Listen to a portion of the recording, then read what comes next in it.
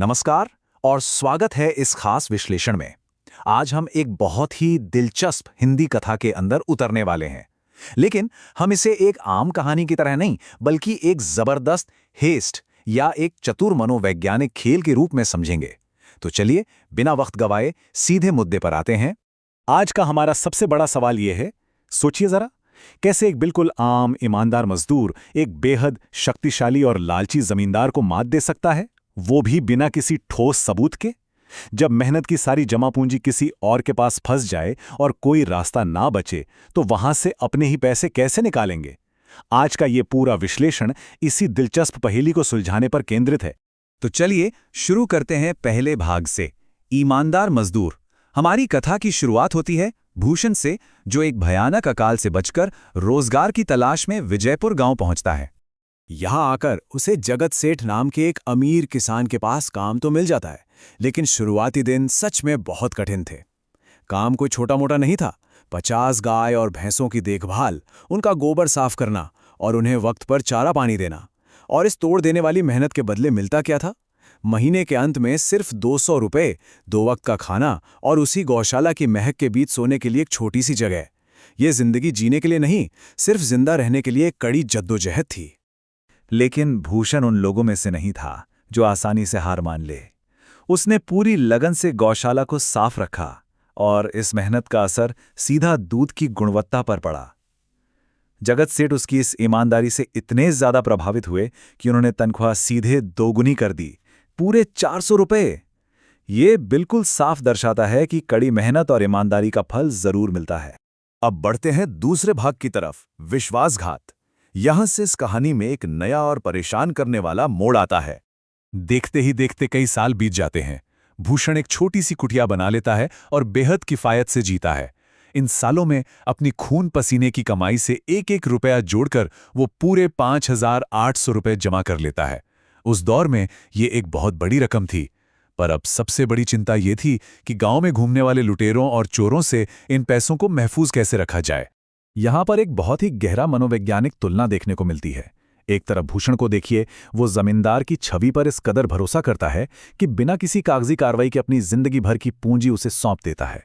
पर दूसरी तरफ जब भूषण अपनी जमीन खरीदने के लिए अपने ही पैसे वापस मांगने जाता है, तो वही जमींदार उसके भरोसे का फायदा उठाता है और उसे पहचानने से इनकार कर देता है।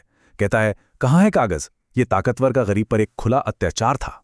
जब भूषण को समझ आता है कि उसके साथ क्या धोखा हुआ है, वो जमींदार के पैरों पर गिरकर रोने लगता है, गिड़गिड़ाता है।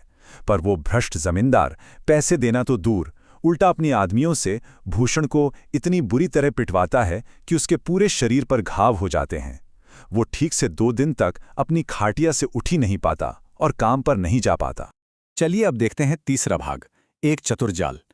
जब जगत सेठ को इस भयानक अन्याय का पता चलता है, तो उन्हें खुद में इस बात की थोड़ी जिम्मेदारी महसूस होती है और वो एक जबरदस्त योजना बनाते हैं। अब ध्यान से समझिए कि ये ट्रैप या जाल काम कैसे करता है। ये पूरी तरह से इंसानी मनोविज्ञान पर आधारित था। जगत सेठ ने जमींदार के ही लालच को उसके खिलाफ इस्तेमाल किया, वो भी 3 सटीक कदमों में। पहला, उसके सामने एक ऐसी बड़ी रकम रखो जिसे देखकर उसकी नीयत डोल जाए। दूसरा, उस पर अपनी तरफ से बेहिसाब भरोसा जताओ।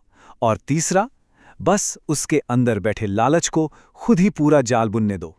अगले दिन जगत सेठ एक बड़ा सा सूटकेस लेकर जमींदार के घर पहुंचते हैं। उस सूटकेस में थे पूरे 5 लाख रुपए। वो जमींदार से बड़े ही आराम से कहते हैं कि उन्हें व्यापार के सिलसिले में दूसरे राज्य जाना है और इसलिए उन्हें इस बड़ी रकम को सुरक्षित रखने के लिए जमींदार जैसे ईमानदार और नेक इंसान की सख्त जरूरत है। और ठीक उसी वक्त, बिल्कुल पहले से तय योजना के मुताबिक, भूषण वहां दोबारा अपने पैसे मांगने आ जाता है। अब जमींदार परेशान जगत सेठ के सामने अपनी झूठी ईमानदारी साबित करने और उन 5 लाख रुपयों को हथियाने के लालच में वो फौरन चिल्लाकर कहता है, मैं अपनी बातों का बड़ा पक्का हूं, ये लो अपने पैसे। और वो भूषण के 5,800 रुपए आसानी से लौटा देता है। उसे लगता है कि उसने बहुत बड़ा दांव जीत लिया है। अब आते हैं चौथे और आखिरी भाग पर, ईमानदारी का फल। यहां कथा अपने सबसे दिलचस्प अंजाम तक पहुंचती है।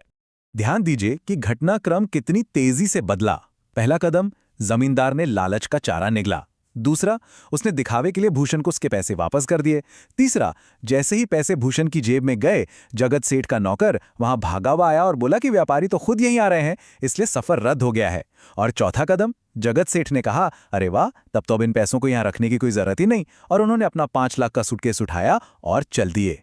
देखते ही देखते कुछ ही सेकंड्स में जमींदार का पूरा पाशा पलट गया। लालच की असली कीमत क्या चुकानी पड़ी? जमींदार को पूरी उम्मीद थी कि उसे 5 लाख का सीधा मुनाफा होगा, लेकिन हकीकत में उसे मिला क्या? शून्य, अंडा। एक बड़े लालच के चक्कर में जो छोटी रकम उसमें धोखे से हथियाई थी, वो भी उसके हाथ से निकल गई, और आखिर में उसके पास सिवाय पछतावे के कुछ नहीं बचा। ये पूरी कहानी आखिर में इस शाश्वत सच्चाई पर आकर रुकती है कि मेहनत और ईमानदारी की कमाई हमेशा फलती फूलती है, जबकि चोरी और बेईमानी का धन इंसान को आखिरकार खाली हाथ और बर्बाद ही छोड़ देता है। भूषण को उसकी सच्ची मेहनत वापस मिल गई और जमींदार का अपना ही लालच उसकी बर्बादी का कारण बन गया। तो इस विश्लेषण को खत्म करने से पहले इस आखिरी सवाल पर विचार जरूर कीजिए। क्या आसानी से मिलने वाले धन का भ्रम हमेशा भ्रष्ट लोगों को उन्हीं के जाल में फंसाएगा? लालच कैसे इंसान की आंखों पर पट्टी बांध देता है, यह आज पूरी तरह स्पष्ट हो गया। उम्मीद है कि इस चर्चा ने इस पुरानी कथा को देखने का एक नया और रोचक नजरिया दिया होगा। हमारे साथ जुड़े रहने के लिए बहुत बहुत धन्यवाद।